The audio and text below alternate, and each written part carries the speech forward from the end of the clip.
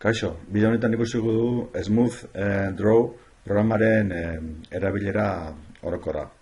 Smooth Draw oso errezara erabiltzeko, da pintatzeko eta digitalizadorea erabiltzeko, eta pila bat tresna dauka. Eta doainekoa da, librea da, eta esteka honetatik bajatzen da. Ondo zuzenean bajatzeko saiakera egingo dut, nik instaluta dauka, baina bueno, horren download, eta hemen daukagu bertsio ezberdinak. Momentuz berriena hau da, baina beta bertsioen dagoenez, hobeto da instalatzea baina frogatuta dagoen bertsio bat, hau da 4.05. Orduan, izango ditzake klikatu hemen eta hor instalatzea. Nik instalatuta daukat, eta zuzenen egingo dana izango da ireki. Smooth Draw. Hemen daukagu Smooth Draw zabaltzen dugunean, zer daukagun. Hemen goian daukagu paleta bat, eta bertan ditugu arkatzak, boligrafoak, eta beste pila bat gauza. Grafitiak egiteko, mantxak egiteko, eta borra goma, eta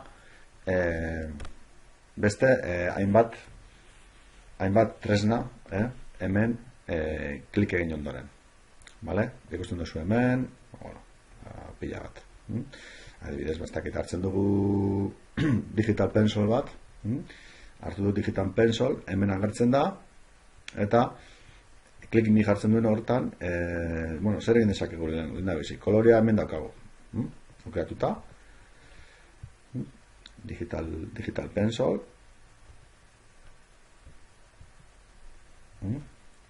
daukagu gunekin aukeratzen dugu zabalera, kolorea hemen daukagu aukeratuta, eta tintaren lodiera edo beltza ikusten duzu hemen, lehen baino. Zenbat eta ona eramaten badut, difuminatuago ikusiko dut. Beltzaren izango dugu tonoak. Hori hartu dugun pensolarekin. Hemen ikusten duguna da kolorea aukeratzeko. Haren klikatzen badut ikusiko duzu hemen beltza zelan aldatzen den kolorez. Orduan, orain daukat kolore hori aukeratuta.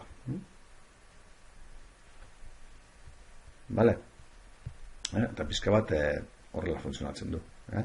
Gero, hemen daukat koloreak aldatzeko. Ikusten duzu, honek klikatzen badut hor, aldatzen guten da kolorea. Gero, hemen ikusten duzu, koloreak erabiltzeko F-ak, F funtzio teklatuak, hemen segertatzen da, hemen, adibidez, nik hemen aukeratzen badut kolore bat, hauxe adibidez, jutenaz honea, eta eskuineko gotoiari ematen badiot, kolore hori aukeratuta gongo da. Gero da, harinago aukeratzeko, jutenaz honea, hartzen dut beste bat, eta adibidez, jutenaz, eta ematen dut eskuiko botoiari edo digitalizadoreko lapitzaren goikoari, eta hor daukat aukeratuta. Bakarrik egin behar duna da, adibidez, hemenago, ez da honen marria dago, baina nire dut lehen aukeratu dudan koloretako bat adibidez hau, eta horrekin margozten dut. Zer daukagu gehiago, adibidez, gauza bitxiak, hemen daukat atzamarra, hor begiratu zer gertatzen da, hor klikatzen badut eta arrastatzen badut, da atzamarrekin tintari borroi bat egitea bezala esango ditzake.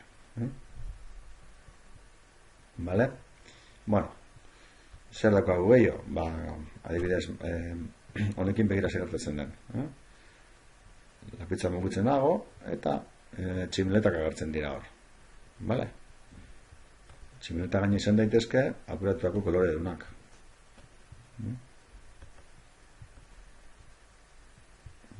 Eten dio hor, beste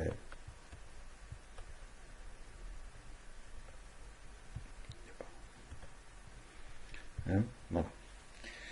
Hori da, bizka bat. Urrengo bidean ikusiko dugu, gauza importanteagoa izango direna gerusak, hemen agertzen direnak, vale? Beraz, bizka bat nahi dugu ikusi gehiago ere, mendokagu, baina ja da praktikatzea eta aukeratzea nahi duguna.